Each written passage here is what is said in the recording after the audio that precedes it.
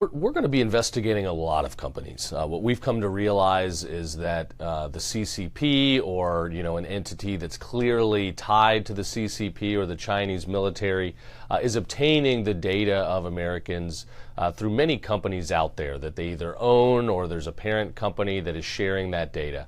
So in Florida, the most recent investigation we launched was into a company, Lorex. They make in-home or in-business cameras, everything from baby cams to nanny cams, doorbell cameras. I mean, they capture the imagery of everything people are doing at home, and consumers do not know about it.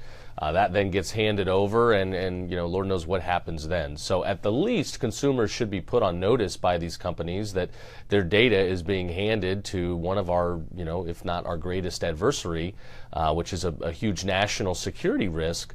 But that data probably should not legally be allowed to leave the United States in the first place.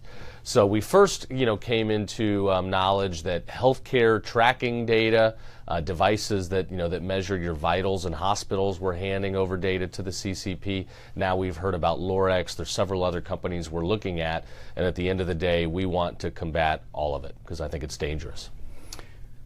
A lot of people don't know that in China they have something called the National Intelligence Law, and the National Intelligence Law basically requires individuals and companies that are under the auspices of the Chinese Communist Party, which is everybody in the country or outside the country that's from the country, they're required to spy, provide data, essentially the gamut of things. Right. And at the same time, it's actually illegal for them to disclose that they're doing so.